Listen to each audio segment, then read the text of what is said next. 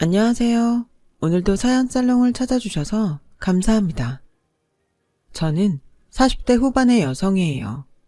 사람들은 각자 가진 측은지심이 있고 또 어떤 사람들은 그걸 이용하기도 하고 그래놓고 죄책감 하나 없기도 하고 그러더라고요. 제 예전 시댁 이야기를 해보려 합니다. 아빠는 제가 어릴 적 회사를 다니면서 열심히 돈을 모아서 땅을 사서 건물을 지으셨어요. 그렇게 지은 건물을 팔고 또 다른 건물을 지으셨고 거기서 나오는 수입이 아빠 월급보다 많아지자 회사를 그만두셨어요. 저는 덕분에 큰 어려움 없이 학창시절을 보냈어요. 성격도 원만해서 친구들하고도 잘 지냈고 크게 상처받는 일 없이 자랐죠. 친구들하고 다툼이나 문제가 생겨도 금방 화해했어요. 그래서인지 애들도 저를 많이 따랐고 인기도 꽤 있는 편이었어요. 부모님은 성적 가지고 뭐라고 하는 분들이 아니었어요. 알아서 하고 나중에라도 하고 싶은 일이 생기면 열심히 하면 된다고 하셨어요. 그런 자유로운 분위기에서 즐겁게 지냈는데 고2 때 저랑 성적이 비슷했던 친구들이 점수가 오르는 걸 보니 저도 열심히 해야겠다는 생각이 들더라고요. 그때 저는 꿈이 있었던 것도 아니고 특별한 재주가 있었던 것도 아니었어요. 뭐가 되고 싶은지 진지하게 생각해 본 적도 없었죠. 그래도 공부를 잘해서 좋은 대학에 가면 나중에 뭘 하게 돼도 도움이 될 것 같았어요. 그때부터 친구들 다니는 학원도 끊고 애들이 시간표 짜서 공부하는 것도 따라했어요.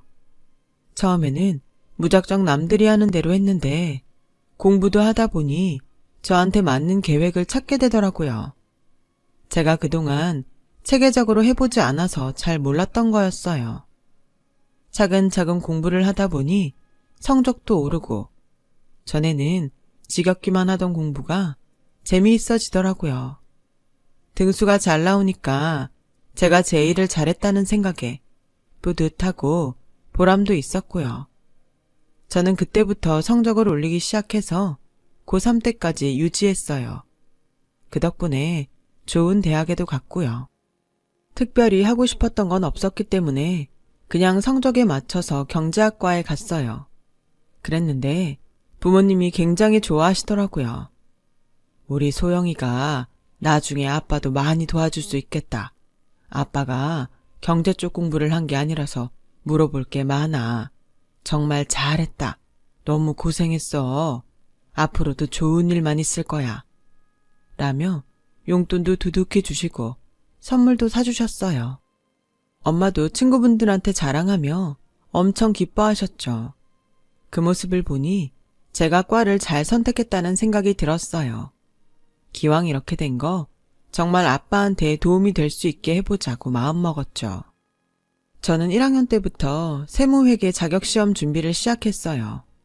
어차피 하기로 한 거 조금이라도 빨리 시작하는 게 나을 것 같았어요. 찾아보니 공부할 게 꽤 되더라고요. 처음에는 혼자 책을 사다가 조금씩 용어들에 익숙해졌고 나중에는 학원을 다니며 본격적인 시험 공부를 했죠. 그래서 다른 애들보다 빨리 시험에 합격할 수 있었어요. 취직도 4학년 1학기 때 결정이 됐어요. 아빠의 조언대로 자산운용사의 시험을 봐서 2군데나 합격을 했죠. 그 중에서 부동산을 주로 하는 곳으로 갔어요. 그게 아빠한테 더 도움이 될 수 있다고 생각했습니다. 처음에야 모든 일이 그렇듯이 쉽지 않았어요. 이론은 실전과 다르다고 책으로 배우기만 했던 것들과 현장에서 직접 겪으며 하는 일에는 차이도 있었어요. 저한테 시험 공부를 하고 합격하는 건 쉬운 일이었지만 현장에 익숙해지는 건 어려웠어요. 엄마, 회사 일이 생각하고 다르네. 내 적성이랑 너무 안 맞는 것 같아. 회사 가는 게 너무 고역이야. 그래도 아직 시작한 지 얼마 안 됐으니까 좀 더 해보자. 결국 저는 1년이 안 돼서 회사를 그만두게 됐어요. 아빠한테는 너무 미안해서 고개를 들 수가 없더군요. 아빠도 저한테 실망을 하신 건지 전과는 다르게 저를 대하는 게 서먹해지셨어요. 제가 풀이 죽어있자 엄마는 괜찮다며 위로를 하셨죠. 아빠도 지금 여러 가지로 신경 쓸 게 많아서 그러셔. 안 맞으면 그만둘 수도 있는 거지 뭘 그래. 언제 엄마랑 아빠가 너한테 공부나 직업 강요했어? 아빠도 기왕이면 그런 일 하는 게 어떠냐고 하신 거지. 네가 꼭 부동산 자산운용을 해야 된다는 뜻 아니었어. 라고 하셨지만 그래도 마음이 불편해서 얼른 다른 일자리를 알아봤어요. 하지만 회사 일 하는 데에 트라우마가 생겼던 건지 일반 기업에 원서를 넣는 게 두렵더라고요. 그래서 학원에서 회계 업무 강의를 하기로 했어요. 공부하고 시험 보는 거는 잘했으니 그건 가르칠 수 있을 것 같았어요. 다행히 학원 일은 할만했고 강의를 할수록 자신감도 붙었어요. 제가 공부한 노하우를 가르쳤더니 많이들 좋아하더라고요. 저보다 나이 많은 학생들도 꽤 있었는데 깍듯이 강사님이라고 불러주는 것도 기분이 괜찮았어요.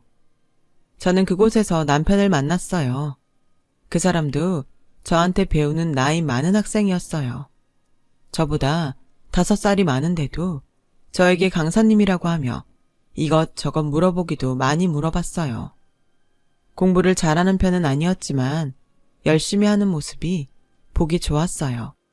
그때 아빠와 관계가 서먹해져서 우울했던 마음을 그 남자를 만나고 위로를 받았어요. 조금 어수룩해 보이고 숫자에 약한 것도 색다른 매력으로 느껴질 정도였죠. 그 사람은 아버지가 일찍 돌아가시고 어머니하고만 산다고 했는데 그래서인지 어딘가 외로워 보이는 것처럼 느껴졌어요. 난 아버지 돌아가시고 어렵게 자라서 고등학교 때도 학원도 못 다녀보고 맛있는 것도 잘 못 먹고 대학 다니면서도 애들이랑 여행도 못 가보고 살았어. 그래서 소영이 너처럼 산 애들 보면 괜히 기죽고 그래. 아니에요. 저도 공부한다고 여행 별로 못 갔어요. 기죽을 거 없어요. 그만큼 열심히 살았잖아요. 앞으로 저랑 여행도 다니고 하고 싶은 거 다 해요. 너무 짠한 모습에 저는 제가 가진 걸 다 내어줘서라도 뭐든 해주고 싶었어요. 저는 그 남자한테 푹 빠져서 결혼까지 약속하게 됐어요. 제가 결혼할 사람이 있다고 하니 집에서는 많이 놀랐죠. 사귀는 사람이 있으면 진작에 말이라도 하지. 엄마는 네가 만나는 사람 없는 줄 알고 여기저기 선자리도 물어봤단 말이야. 그래도 뭐 네가 좋다면 우리가 뭐라고 하겠냐. 아빤 너만 잘 살면 그걸로 됐다. 저는 남자가 작은 회사를 다니면서 시험 준비를 하는 중이라 부모님이 혹시라도 반대하실까봐 걱정을 했는데 별 말씀 안 하셔서 한시름 놓았어요. 대학 진학 때 제 결정을 믿어주셨던 것처럼 한결같으셨죠. 남자가 홀어머니 밑에서 자란 것도 뭐라고 하지 않으셨어요. 친구들이 상대가 한쪽 부모만 있거나 혼자 사는 사람이면 집에서 반대한다고들 해서 걱정했었거든요. 저희 부모님이 마음이 넓으셔서 참 다행이라고 생각했습니다. 그렇게 결혼 준비는 순조롭게 진행됐고 어느 좋은 봄날에 저와 남자는 결혼식을 올렸어요. 그런데 신혼여행에서 돌아와서 시댁에 인사를 갔더니 시어머니랑 웬 모르는 남자가 같이 있는 거였어요. 왔어? 안 그래도 언제 오나 하고 있었다. 네가 제 와이프구나. 진작에 봤었어야 하는데 그놈의 체면이 뭔지 참. 그 얘기 그만하기로 했잖아요. 지금 인사하면 되지. 니들 와서 절해. 저는 조용히 남편을 불러서 누군지 물어봤어요. 당신한테 미처 말을 못했는데 우리 결혼 준비할 때 엄마랑 같이 살게 된 분이셔. 새아버진 거지. 근데 당신도 바쁘고 장모님 장인어른도 바쁘신데 얘기하는 게 오히려 민폐일 것 같아서 천천히 말하려고 했어. 그래도 귀뜸이라도 해주지. 얼마나 놀랐는 줄 알아? 신혼여행 때도 아무 말도 안 했잖아. 알았으면 선물이라도 사오는 건데. 그런 거 신경 쓸까봐 말 안 한 거야. 안 그래도 당신 나랑 엄마 거 산다고 돈 많이 썼잖아. 라며 제 생각을 해주는 남편을 보니 놀랐던 마음이 풀렸고 그럴 수도 있겠다는 생각이 들었어요. 얘, 놀랬니? 미리 말 못해서 미안하다. 그게 좀 쑥스러워서 말이야. 이해 좀 해줘. 아니에요, 어머니. 재훈이 무슨 흉이라고요. 괜찮아요. 처음엔 좀 당황했는데요. 오히려 당당하신 게 더 보기 좋은 것 같아요. 그렇게 생각해주니 고맙다. 마음이 좀 놓이는구나. 그날은 그렇게 별 문제 없이 지나갔고 저희의 신혼생활이 시작됐어요. 남편은 여전히 회사를 다니면서 자격증을 따려고 공부를 했죠. 지금은 일반 사무직이지만 자격증이 생기면 부서를 옮기거나 이직을 해서 봉급도 더 받고 싶다고 했어요. 하지만 남편은 좀처럼 성적이 오르지 않았고 시험도 여러 차례 떨어졌어요. 나 그동안 시험 떨어진 것만도 4번인데 이번에도 안 되면 정말 힘들 것 같아. 그래서 말인데 차라리 내 일을 해보고 싶어. 그러면 굳이 시험 안 봐도 될 것 같고 재무 상태는 당신이 체크해줘도 되잖아. 글쎄, 무슨 일인지는 정한 거야? 사업하는 게 쉬운 일이 아니잖아. 좀 더 생각해보고 결정하면 안 돼? 라고 했지만 남편이 여러 차례 부탁하는 바람에 결국은 그러자고 했어요. 그것도 그럴 게 나이도 있는데 언제까지 시험만 보고 있을 수 없었으니까요. 또 회사도 계속 다닐 수 있다는 보장도 없었고요. 나중에 하게 될 사업 조금 미리 시작하는 셈 치자 했죠. 하지만 남편이 모아놓은 돈만으로는 자금이 부족했어요. 그래서 제가 들어놓았던 적금이랑 결혼할 때 부모님이 주셨던 비상금까지 털어서 남편에게 줬어요. 남편은 너무 고마워했고 대학가에 PC방을 열었어요. 처음에는 손님들도 많이 왔고 제법 잘 됐어요. 하지만 주변에 PC방이 하나 둘 생기고 어느 정도 시간이 지나니 더 이상 수입이 늘지 않더군요. 남편은 자꾸 돈을 까먹었고 제 돈은커녕 은행에서 빌린 돈도 갚기 어려워졌어요. 제가 몇 차례나 대출이자를 대신 내주기도 했죠. 내가 생각해봤는데 이게 대단히 잘 될 일은 아닌 것 같아. 알아보니까 동대문에서 옷을 떼다가 해외로 수출하는 게 꽤 괜찮대. 그게 PC방보다 더 잘 벌 것 같아. 나 자신 있어. PC방 할 때도 그렇게 말했잖아.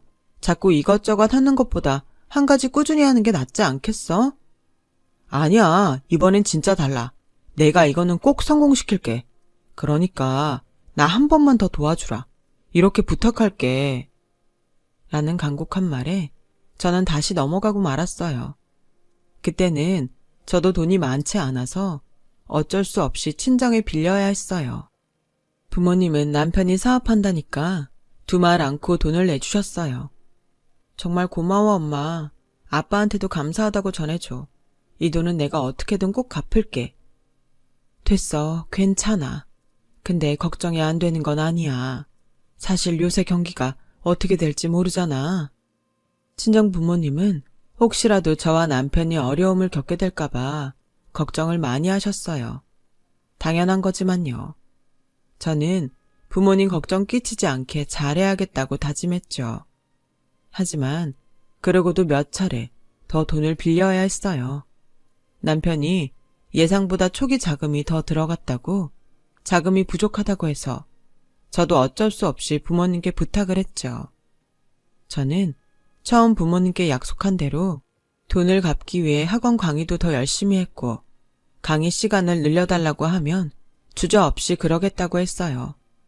하지만 남편의 사업은 좀처럼 자리가 잡히질 않았어요. 내가 처음 하는 일이다 보니까 그런 것 같아. 예산도 계속 초과가 되네. 돈이 좀 더 필요한데 한 번만 더 해줄 수 없을까? 나도 염치 없는 거 아는데 부탁할게. 정말 미안해. 이제 나도 정말 힘들어. 더는 어렵다고. 이제 나한테만 기대지 말고 당신이 좀 해결해봐. 라고는 했지만 남편이 축 처진 걸 보면 그게 너무 안 돼서 또 돈을 해주게 되더군요. 하지만 친정도 아빠가 새로 짓는 건물 부지에 문제가 생기면서 경제적으로 어려움을 겪고 있었어요. 더는 손 벌리면 안 되겠다 싶어서 이런저런 방법으로 대출을 받아서 남편에게 줬거든요. 남편이 사업을 하러 나가서 사람들한테 대접받길 바랬던 거예요. 그래도 남편 사업은 제자리 걸음이었고, 그러는 사이 친정 아빠가 갑자기 돌아가셨어요. 소영아, 어떡하니? 아빠가 짓고 있던 건물이 다른 사람한테 넘어갔대. 뭐? 그럼 빚은 어떻게 해야 돼? 이게 갑자기 다 무슨 일이야? 정말 하늘이 무너지는 것 같았어요. 엄마와 같이 장례식장에서 펑펑 울기만 하는데 이상하게도 시댁 식구들이 아무도 보이질 않더라고요. 남편한테 아무리 전화를 해도 통화가 되지 않아서 집에 갔더니 남편이 들어온 흔적이 없었어요. 그래서 시댁에 가봤더니 마침 외출을 하려는 시부모님과 마주쳤어요. 시어머니는 빨간 립스틱에 화려한 화장을 하고 있었고 새 시아버지도 전과 다르게 부티가 나는 차림을 하고 있었어요. 어머님, 아버님, 저희 아빠 돌아가셨다는 거 못 들으셨어요? 제가 엊그제도 전화했었잖아요. 어디 가시는 거예요? 일하는 아줌마한테 들었어. 근데 우리도 급한 볼 일이 있어서 어쩌니? 정말 중요한 약속이거든. 죽은 사람은 어쩔 수 없잖아. 산 사람들은 살아야지. 아니, 그리고 우리 볼일 끝나면 들릴 텐데 그새를 못 참고 여기까지 찾아온 거야? 어머니, 다른 일도 아니고 저희 아버지가 돌아가신 거잖아요. 그런데 이 사람도 연락이 안 되고 아무도 안 오시니 당연히 찾아보죠. 재우 사업하는 애잖아. 일하느라 바쁘니까 연락이 안 되겠지. 넌 아빠도 사업하는 집에서 자란 애가 어떻게 그런 걸 몰라. 아무리 그래도 집안 어른이 돌아가셨잖아요. 그 사람한테 장인어른이잖아요. 제 아버지요. 어머니도 그렇게 말씀하시면 안 되죠. 얘 좀 봐. 너 지금 나한테 큰 소리 치는 거야? 니네 집에서 돈 좀 줬으니까 알아서 기어라 그러는 거냐? 너희 친정 지금 빈털털이 돼서 별 볼 일 없는 거 다 알아. 그런데도 부자 행세하면서 대접받고 싶은 거니? 라는 말에 저는 너무 큰 충격을 받았어요.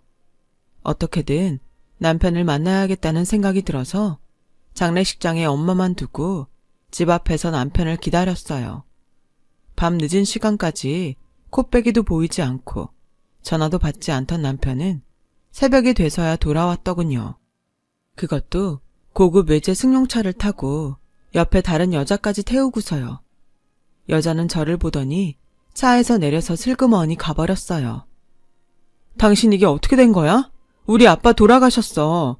내가 문자도 남기고 회사에 메모도 남겼는데 못 들었어? 일이 너무 바빠서 신경 쓸 틈이 없었어. 지금 준비하고 가면 되지? 라며 대수롭지 않게 말하는 남편한테 너무 화가 났어요. 차 옆에 저 여자는 누구야? 외제 승용차는 뭐고? 한 번도 본 적 없던 건데?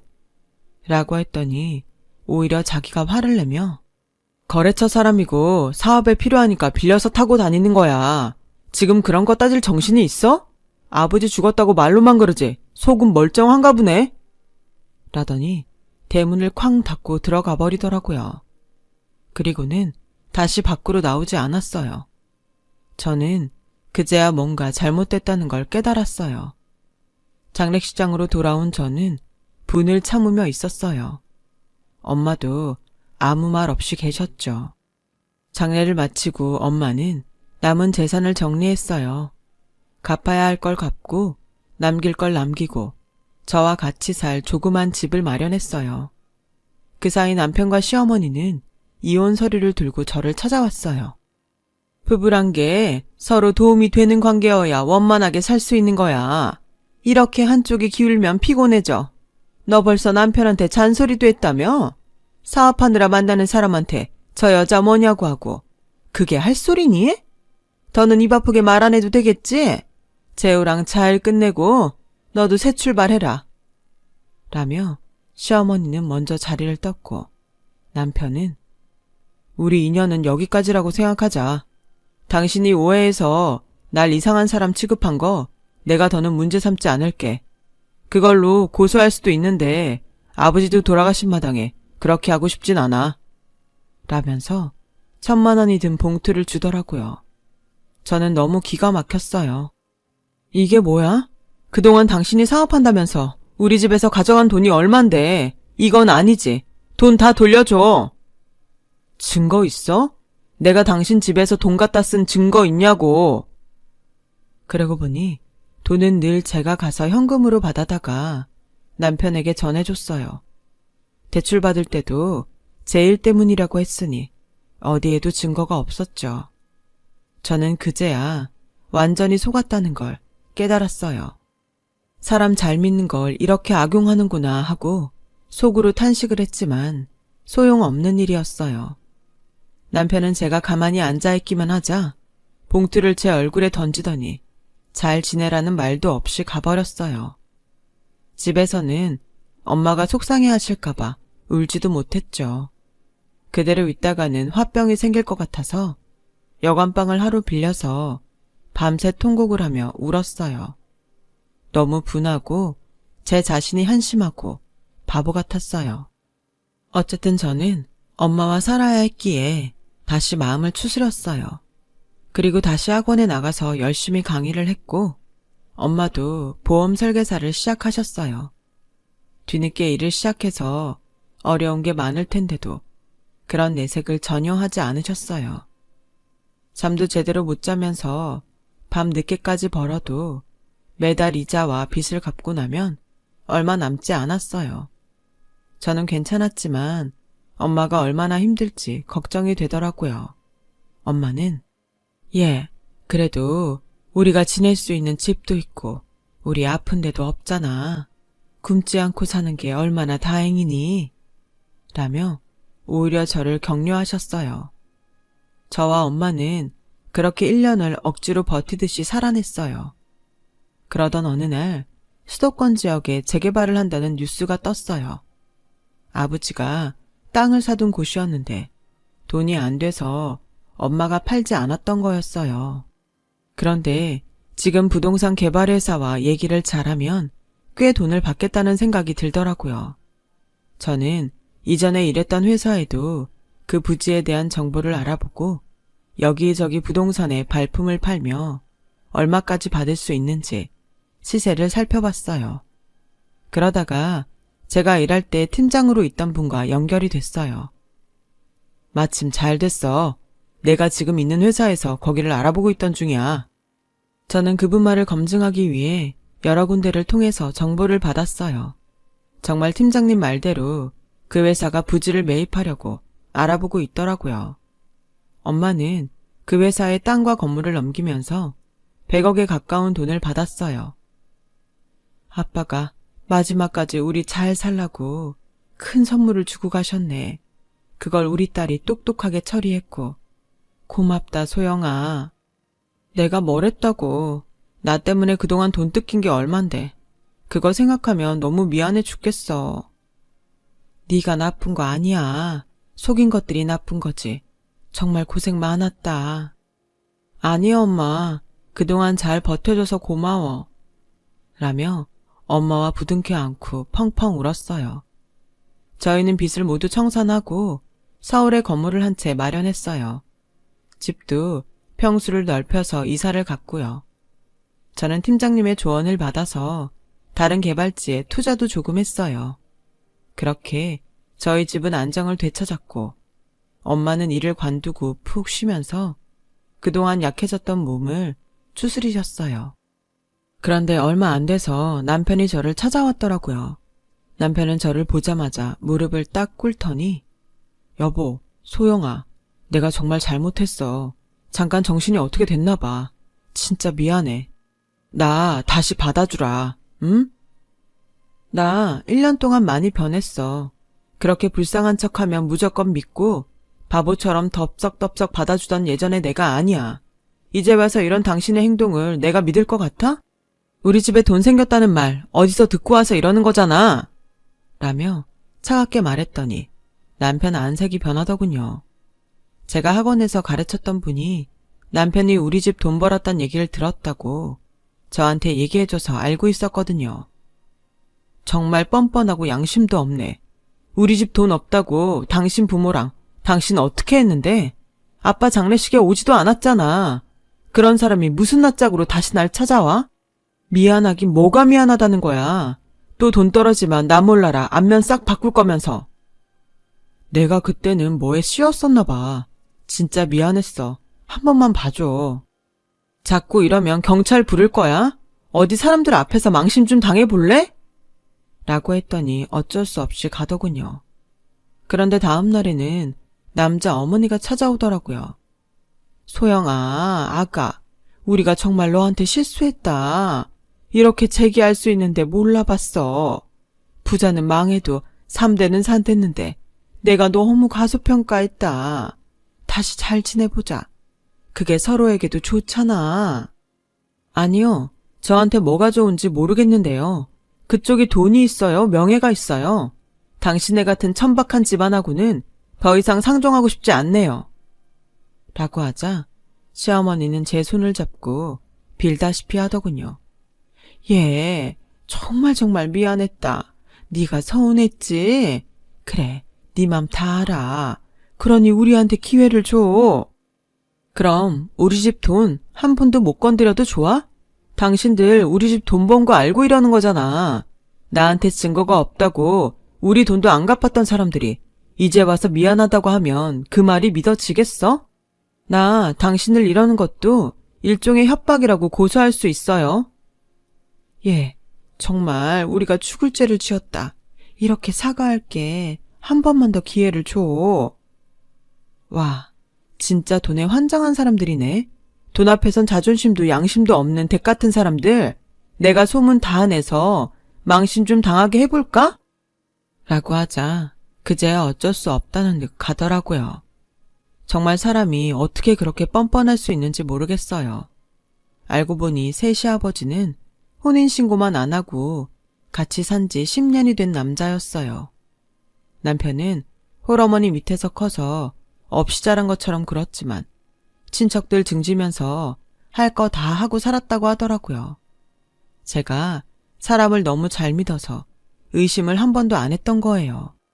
그래도 20대에 그런 일 겪은 게 나중에 더 큰 일 당하지 말라고 액땜한 거라고 생각했어요. 그 일이 아니었으면 저는 너무 쉽게 이것저것 믿었을 거예요. 남편과 시댁은 그 이후로 연락을 끊었고 저는 5년 후에 좋은 남자와 재혼을 해서 지금까지 잘 살고 있어요. 예쁜 아들, 딸도 두었고요. 친정엄마도 여전히 건강히 잘 지내고 계세요. 젊을 때 나름 파란만장했던 일을 꺼내니 다시 눈물이 쏟아지네요. 긴 얘기 들어주신 여러분 정말 감사드려요. 힘드시더라도 참고 지내시면 꼭 좋은 날이 올 거예요. 늘 건강하고 행복하세요. 감사합니다. 여러분, 사연 댓글에 응원과 현명한 조언 부탁드려요. 좋아요와 구독은 저에게 큰 힘이 됩니다. 오늘도 좋은 일 가득하세요.